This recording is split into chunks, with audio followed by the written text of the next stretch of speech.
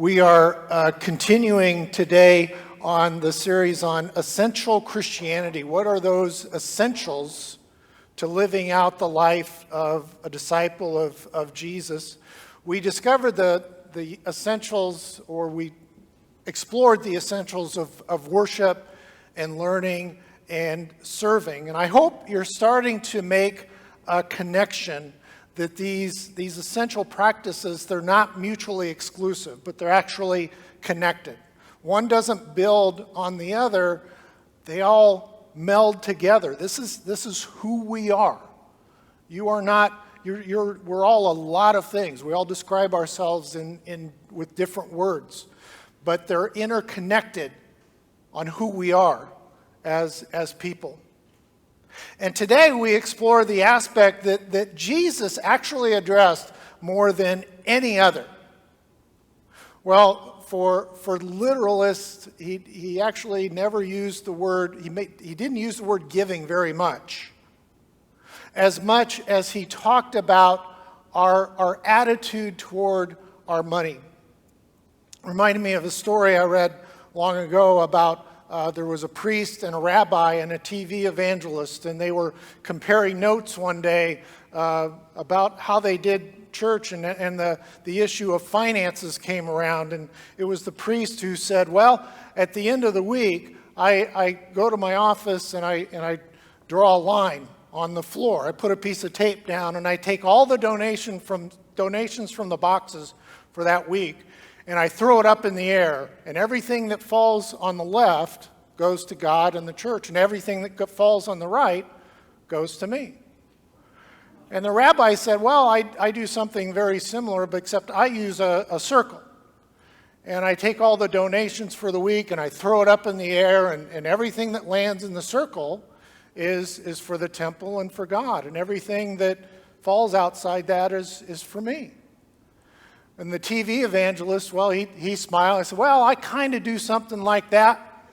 At the end of the week, I take all the donations and I throw it up in the air, and I figure whatever God wants, he'll catch.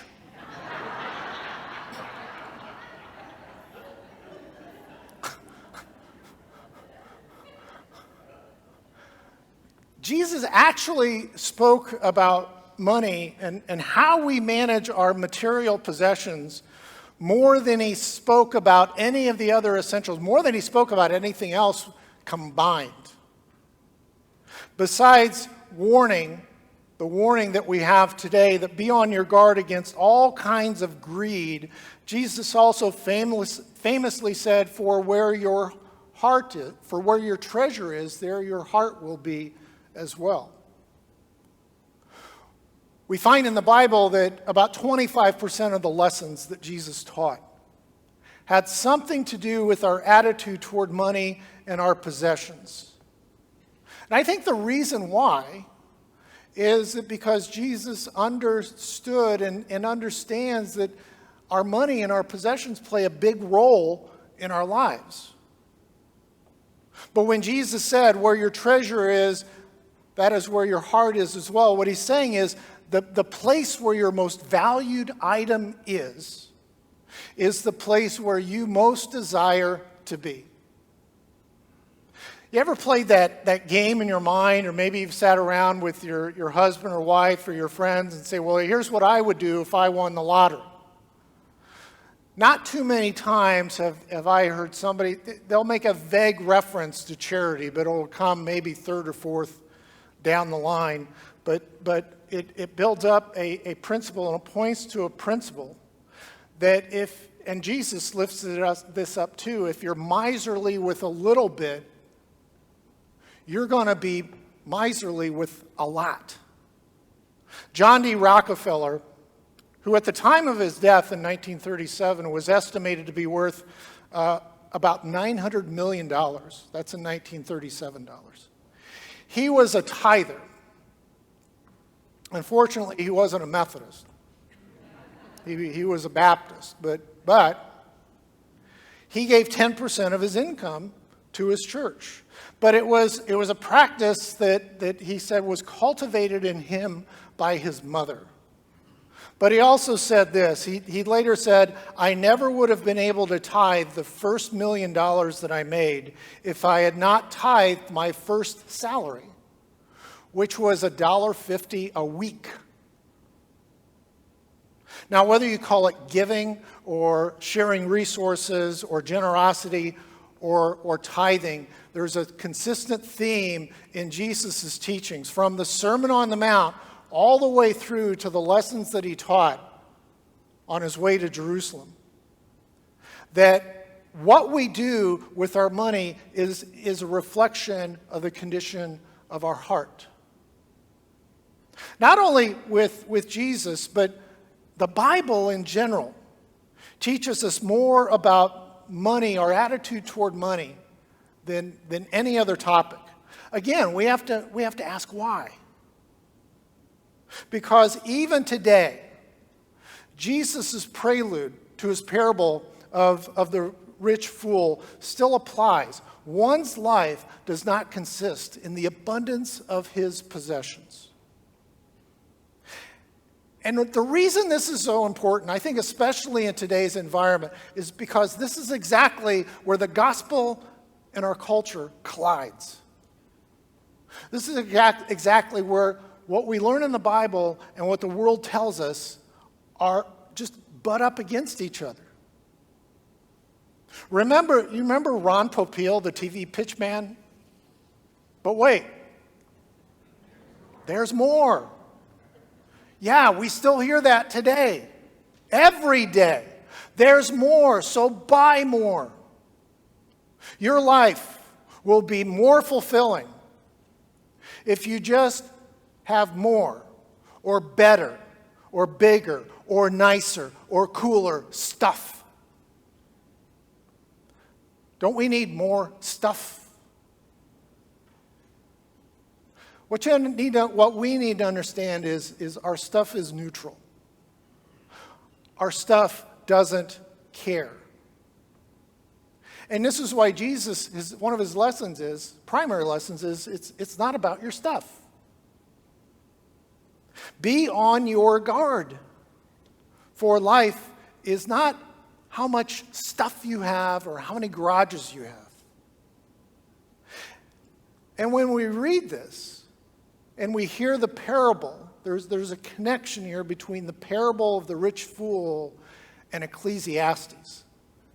And he's not overt in that connection, but there's a connection there.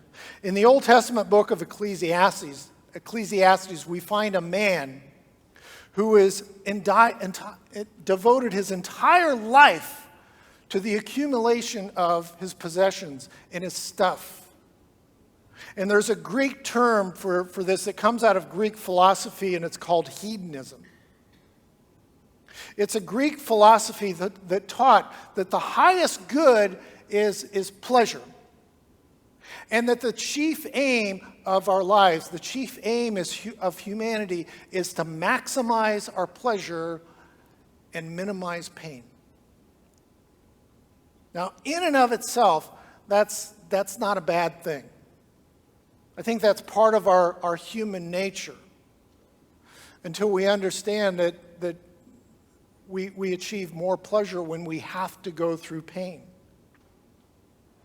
But if our primary objective in life is to pursue pleasure and completely avoid pain, what the writer of Ecclesiastes says, we are chasing after wind. When Jesus said you cannot serve God and wealth, he was saying when we make money, when we make pleasure our primary aim, what happens is it becomes our God. And then God becomes a means to an end. And this is why he says, look, be on your guard. Watch out. Go spend some time in the book of Ecclesiastes this week. And you'll find this theme. You'll find that a writer, it's thought to be King Solomon, who devoted his life to maximizing his pleasure and minimizing his pain. I want to share with you a line of thought here from Ecclesiastes 2 that describes his life and the words won't be on the screen, and that's intentional because I want you to close your eyes and picture what he's saying here. Here's what he writes. I made great works. I built houses and planted vineyards for myself. I made myself gardens and parks and planted in them all kinds of fruit trees. I made myself pools from which to water the forest of growing trees.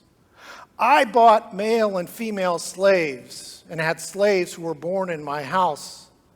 I also had great possessions of herds and flocks, more than any who had been before me in Jerusalem.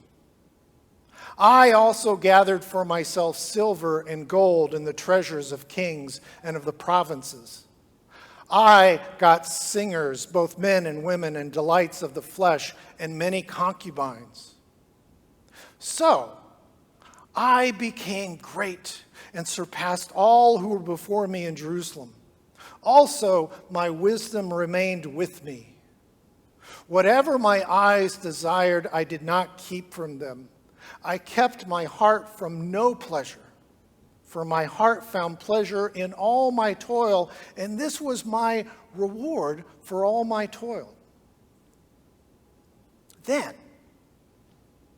I considered all that my hands had done and the toil that I had spent in doing it, and again, all was vanity and a chasing after wind, and there was nothing to be gained under the sun. Now, if you're keeping track, just in those verses, there are 14 references in those 7 verses to I. I made, I built, I bought. The problem is not the possessions. But when my primary focus is my pleasure, my possessions, much like we find in the writer of Ecclesiastes, we will find that we are chasing after wind. Okay. So, Pastor, cut out the negative stuff. What do we do? Where's the good news in this? There's good news. First, Paul lifts this up this morning to Timothy. Jesus speaks of it multiple times. It's cultivate a heart of gratitude.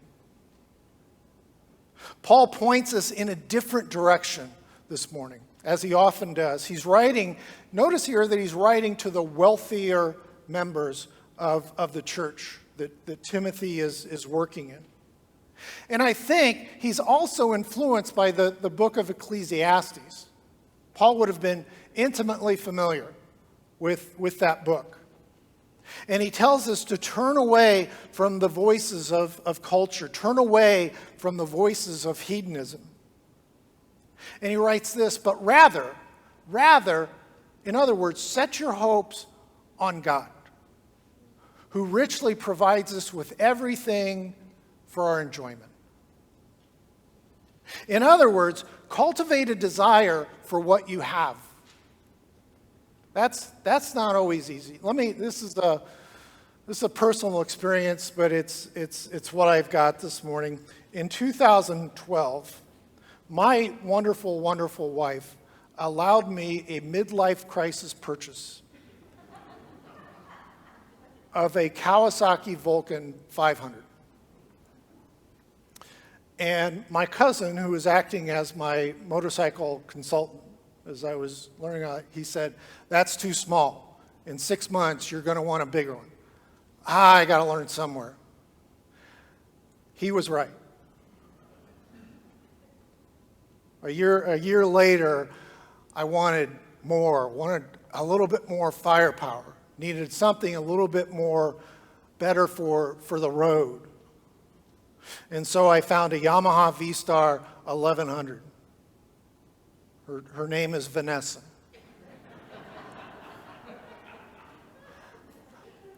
But it's not my dream bike. You know what my dream bike is?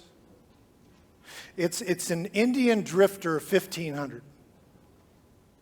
Man, those things are nice. I see one, or I just go in the store just to be in its presence.